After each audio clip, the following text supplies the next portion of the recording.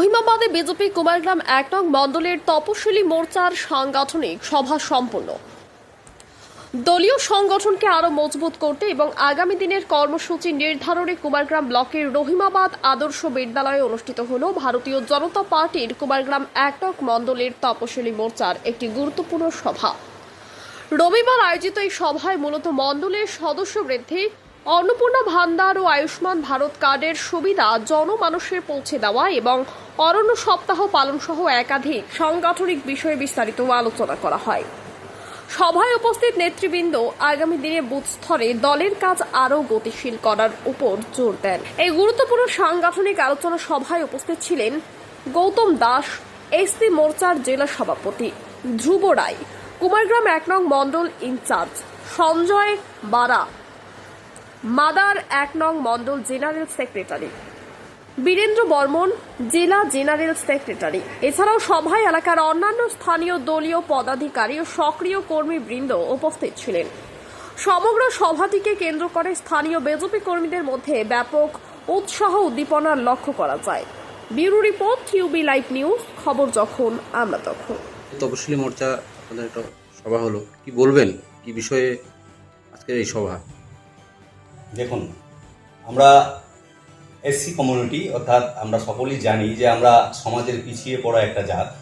তো সেক্ষেত্রে দাঁড়িয়ে আমাদের দল এখন ক্ষমতায় চলে আসছে। আমরা যারা প্রান্তিক এলাকায় যারা বসবাস করি, এসসি কমিউনিটির যারা আছি সকলে মিলে, আমাদের কাজ হচ্ছে গিয়ে যে আমরাও সামনের সারিতে এগিয়ে আসবো, আমরা আর পিছিয়ে থাকবো না। সেক্ষেত্রে অবশ্যই সেটা মুখে বললে কখনো পিছিয়ে পড়া থেকে এগিয়ে আসা যায় না, সেটার জন্য একখানে মিলিত হতে হয়। সেই রুটিন মাফিক যেটা আমাদের রাজ্যের নির্দেশে আমাদেরকে প্রতি মাসে একবার মণ্ডল স্তরীয় বৈঠক করতেই হয়, সেই নির্দেশ মোতাবেক আমরা আজকে কুমারগ্রাম বিধানসভার ১ নম্বর যে মণ্ডল, সেই মণ্ডলে এসসি মোর্চার তরফ থেকে আমরা একটা বৈঠকে বসেছি। কি বিষয়ে মোটামুটি আলোচনাগুলো হলো আপনাদের? আমাদের আজকের যে মূল এজেন্ডাগুলো ছিল সেটা হচ্ছে যে আমরা জানি যে আমাদের সরকার চলে আসার পর আমাদের প্রত্যাশাটা অনেক বেশি বেড়ে গেছে।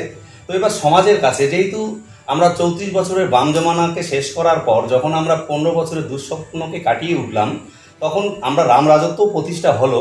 এবার আমাদের স্বাভাবিক কারণে আমাদের মধ্যে প্রত্যাশাগুলো অনেক বেড়ে গেল প্রত্যাশা। তো সেখানে গিয়ে হয়ে গেল কি যে আমাদের প্রত্যাশাটা এত চাহিদা বেড়ে গেল যে আমরা আমাদের লিমিট, আমাদের যে প্রত্যাশাটা করা উচিত তার বাইরে গিয়েও আমরা অনেক বেশি দাবি দাবা করছি। সেক্ষেত্রে গিয়ে আমরা যে দলের যেটা শৃঙ্খলা, সেই শৃঙ্খলাটাকেও ভুলে যেতে বসেছিলাম, যার জন্য আমাদের একাধারে যে বৈঠকগুলো যেটা হচ্ছে এবং পাশাপাশি দীনদয়াল উপাধ্যায় মহাপ্রশিক্ষণ অভিযান আমাদের চলছে, সেখানে শুধুমাত্র আমাদের যারা কর্মী আছে তাদেরকে আমরা যেন একটা শৃঙ্খলাবদ্ধ পরিবেশে তৈরি করে নিতে পারি এবং তারা যেন সত্যিকারের একটা কর্মী হয় এবং তাদের জন্য গ্রহণযোগ্যতাটা সমাজের কাছে বাড়ে, সেই বার্তাগুলোকেই দেওয়ার জন্য, দলীয় শৃঙ্খলা আনার জন্য আমাদের এই বৈঠক আজকে। আপনার নাম এবং কি দায়িত্ব রয়েছে? আমার নাম হচ্ছে গৌতম কুমার দাস।